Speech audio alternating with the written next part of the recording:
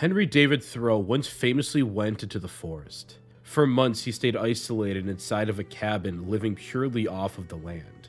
In that time, he read countless classic stories, from Greek odysseys to seminal Eastern works. But he quickly discovered something.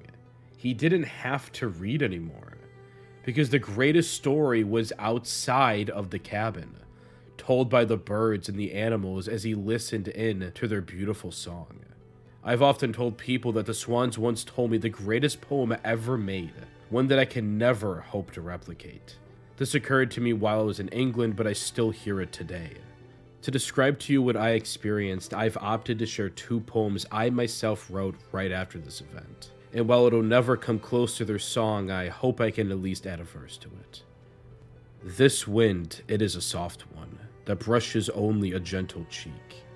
It carries with it a longing untold, unspoken except at this hour, this most intimate hour, where the sun sleeps and the moon finally reveals itself.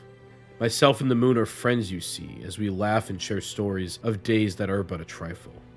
The swans join in on the fun and allow us to listen in on their quacks, those which could be a curse or a love confession to each other.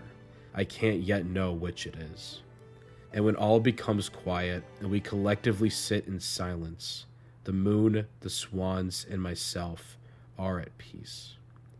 And as a comforting dark engulfs us, we form what is called the night.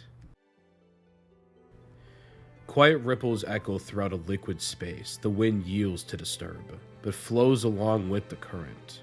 Or rather, it perhaps creates the current. A question to ask when relating it to heaven and earth. Tap, tap, tap. The fairies dance upon the surface, a slow rumble reaching the water's depths. To what wonders may arise from this quiet force? A world unknown and unexplored, whispering during a noisy day but chanting on a silent night. Stomp, stomp, stomp. The trolls pace under the bridge, waiting for the time in which you will ask directions for your next journey.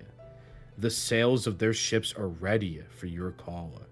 I implore you to heed it and explore, my friends. For what sights may await the curious mindscape. Go, run before it's too late. Leave this place and go. Flap, flap, flap. You see the pigeons, now white, fly invisible with the breeze, announcing the coming of the queen. Her feathers are clear, the future is near. Go towards that dying light. And with that angel, exploration is able. Fall into that inevitable night. I've often heard it said that we must protect Earth, our home. And that's true, beyond true even. But it doesn't really capture the full picture. Earth is not our home, but just the one that we live in. You can't even start to count the trillions of other creatures that inhabit this planet. When we describe something as ours, it seems almost as if we are taking ownership of it. We do not have that right. What we should be protecting is the home for the other animals, plants, insects, and all else. We must protect their home. Once you break out of the humanistic mindset and allow yourself to truly let nature envelop you, things become clearer. You can see how beautiful the world can be. For this Earth Day and the months following, I want you to go outside.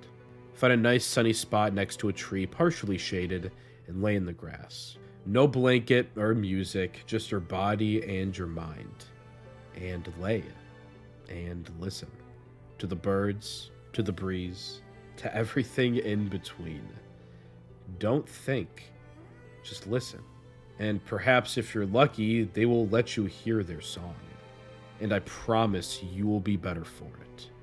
I don't mean to come across as a hippie, although I realize I'm kind of doing that.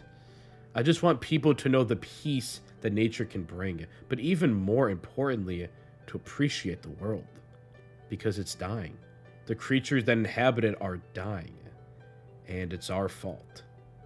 It's not about protecting just ourselves, but it's about truly recognizing the other animals and life around us and protecting it. I need you to understand that that is important. I know many of you already do. So go out and listen, and then make a change. Both a personal change, of course, but even more importantly, choose wisely which companies you support. They have all of the influence, but we have all the power. We just have yet to realize it. And it's not going to be perfect, but every little bit counts. Day by day, make some changes. So let's both listen to the swan's song and protect this beautiful planet together. Happy Earth Day.